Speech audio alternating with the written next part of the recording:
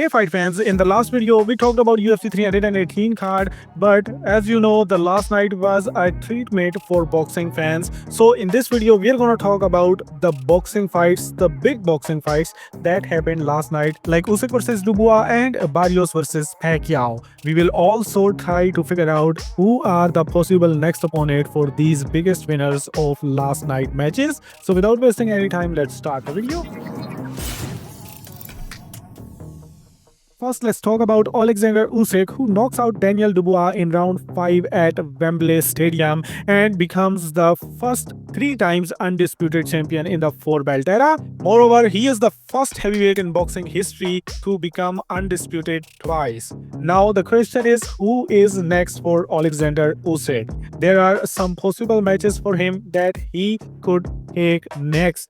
The first and most sensible fight for Alexander Usyk next is the WBO interim champion Joseph Parker, who is coming off his interim belt's defense against Martin Bakole. The WBO is expected to order Alexander Usyk to defend his undisputed heavyweight titles against the interim champion Joseph Parker. So if this happens and Usyk doesn't take this fight, he will have to vacate his WBO title and he will stay no more the undisputed heavyweight champion. Anyway, the second option is Moses Itauma, who is fighting Dillian Whyte on August 16th. I know that fight doesn't make a lot of sense, but still, Turki Alusha says that he wants to see Usyk and Itauma fight, and you know that when Turki wants to make a fight, he can do it.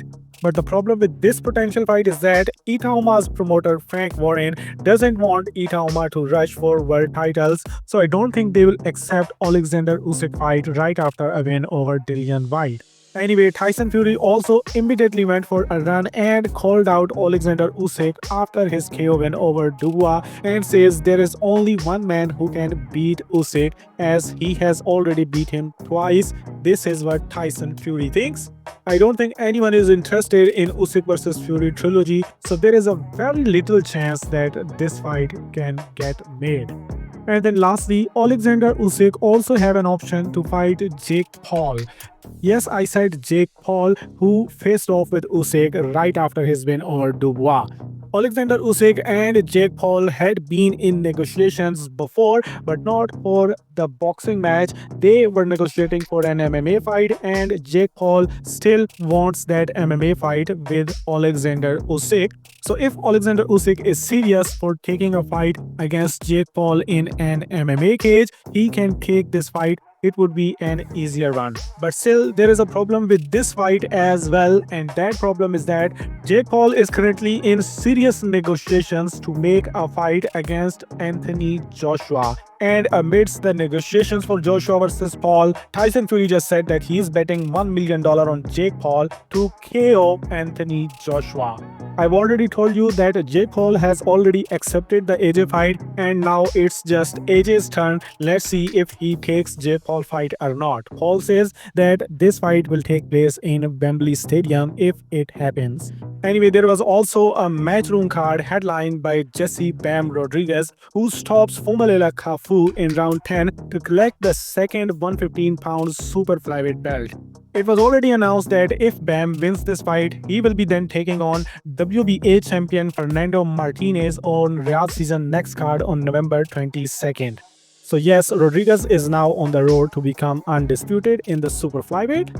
Anyway, WBA interim champion David Jimenez is now the mandatory challenger for the winner of Jesse Bam Rodriguez versus Fernando Martinez on November 22nd. Then the third card was from PBC, headlined by Mario Barrios versus Manny Pacquiao, and this fight went to a draw with one judge giving the fight to Mario Barrios. Anyway, Pacquiao looked 46, but Barrios never capitalized. Largely uneventful fight that lacked clean punching. Still, Pacquiao at 46-year-old going 12 rounds with the WBC champion is wild. Pacquiao has confirmed to the media that talks will be held in the coming days for him to face Floyd Mayweather in an exhibition rematch of their 2015 clash. Anyway, now both of Barrios' defenses went to a draw, and he is not at all a respectable champion. In this card's co-main event, Sebastian Fundora floors Tim Tszyu in the opening round and batters him en route to a 7th round stoppage. Tszyu did not come out for round 8, and Fundora by stoppage has retained his WBC Super Welterweight World title.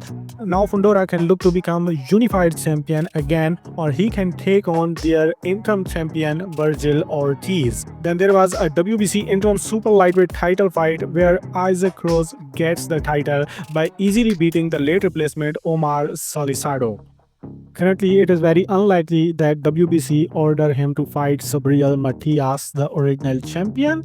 In one of the undercard bouts, former super bantamweight champion Brandon Figueroa takes a controversial decision over 3-time title challenger Joed Gonzalez, and he is now the WBA mandatory to challenge the winner of Nick Ball versus Sam Goodman for the featherweight title. And then lastly, WBC #1 super bantamweight contender David Picasso takes a 10-round majority decision win over Kyonosuke Kameda in a very competitive fight, and Picasso is now the WBC mandatory and looking towards a Naoya Inoue fight in December, assuming Inoue beats Ahmad Aliyev on September 14. And that was all from last night boxing fights. I hope you enjoyed last night fights, and I do hope you enjoyed this video as well. Like this video, share your thoughts in the comment section because your feedback is important, and then do whatever you want.